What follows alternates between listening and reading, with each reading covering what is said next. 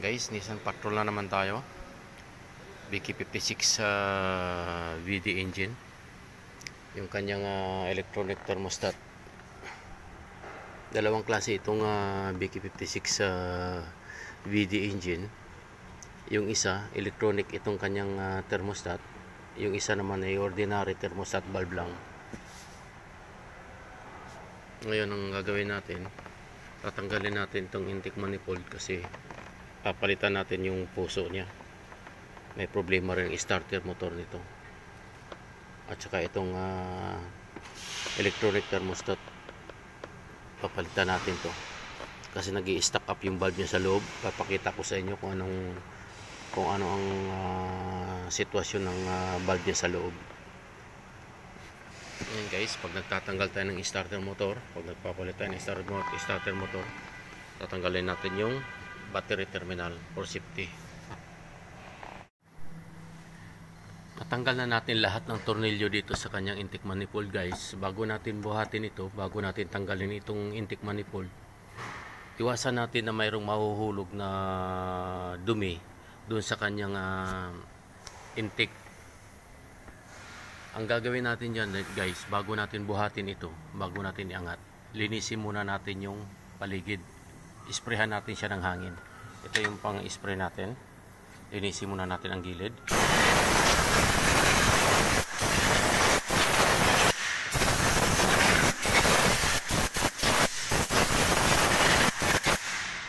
Para tumalsik yung buhangin o kaya yung mga maliliit na bato, baka mahulog dun sa butas ng intake. Pag pumasok yan dun sa cylinder bore, magkakaproblema tayo. Kasi kahit maliit lang na bato yan, pinakamaliit na bato, pag pumasok doon, magkakaroon ng knocking, maririnig niyo may tutunog ng malakas. Tsaka makakasira ng barbula. Yan yung itsura niya guys. Ito yung kanyang starter. Kalukuhan ng hapon, linagay pa dito yung starter kaya pinapahirapan lagi yung mekaniko. Iiwasan natin guys na may mahulog na dumi dito o tornilyo o bato. Yung gagawin natin dyan, tatakpan natin yan. Tatakpan natin siya ng ganyan.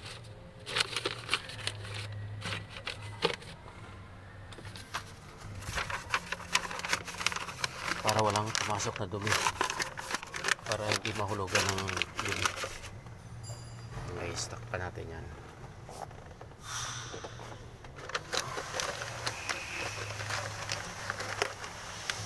Laging safety guys, kasi pag nahulugan ng bato yan, kakaproblema tayo.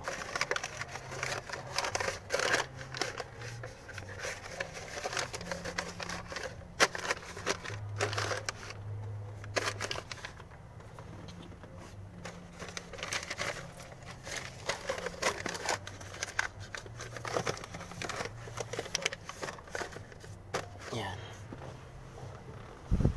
Tatanggalin natin starter. Tatanggalin natin itong thermostat.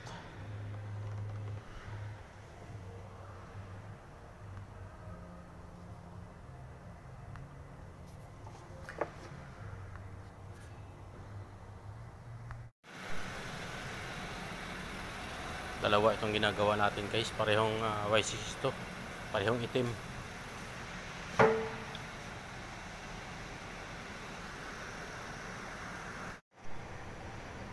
Doon sa mga customer natin na mayroong mga ganito na ang kanilang thermostat valve ay multi-way control valve or electronic control valve, hanggat maaari huwag kayo basta-basta magtatap up ng coolant or tubig na galing lang kung saan na may nakakasamang buhangin o mga dumi. Kasi ito guys, napakasilan ito. Kapag mayroong dumi yung inyong coolant at umikot dito, sumabit dito sa kanyang valve, yan, nagbara dyan, kakalso na dyan sa kanyang valve, hindi na yan mag-open or hindi na siya mag-close. Okay lang kung hindi siya mag-close, tuloy-tuloy yung ikot ng coolant. Pero pag hindi siya mag-open, yun yung cause ng tumataas yung temperature ng sakyan nyo, nag-overheat siya. So ngayon ang gagawin natin dyan, lilinisin natin yung coolant system. Kailangan natin i-flushing yan, alisin yung coolant sa loob, at ingatan natin yung pagsasali natin ng coolant na walang sumama na dumi. Napalitan na natin lahat guys, multi-way control valve at saka yung starter motor. So ibabalik na natin yung intake manifold nya. Ito yung kanyang intake manifold guys. Yan. Bago natin ito ibalik guys, pag tinatanggal natin yan guys, intake manifold, kailangan palitan natin itong mga o-ring. Yan, yung mga gasket nya. Yan, palitan natin yan kasi collapse na yan guys. Para sigurado tayong wala siyang singaw, papalitan natin yan, magkabilaan yan. Ayan, 8 piraso yan guys, kasi 8 cylinder yan. Yan, papalitan natin yan. Ito yung papalit natin bago. Okay, nilinisin muna natin yung ano nya, paglalagyan natin ng gasket, para siguradong walang langis.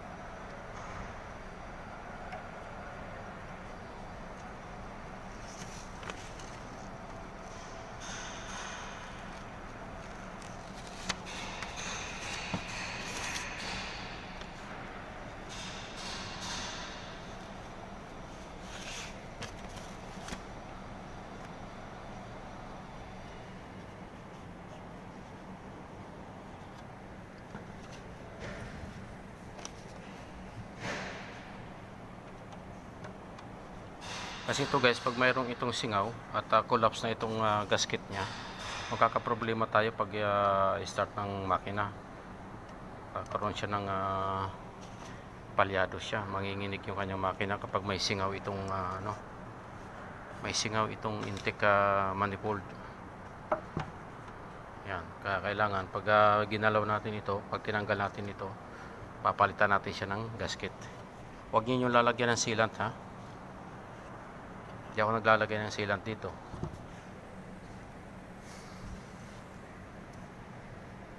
Pag naglagay ka ng sealant dito, maaaring may higop ng intake yan. Kasi umihigop ng hangin yan, malakas humigop ng hangin. Tsaka wala na yun, hindi na yun sa standard procedure na yun. Ginagamit natin ng sealant, depende sa trabaho natin. Pero pag mga ganitong o-ring at saka yung mga ganitong gasket, wala na, hindi na kailangan lagyan ng sealant.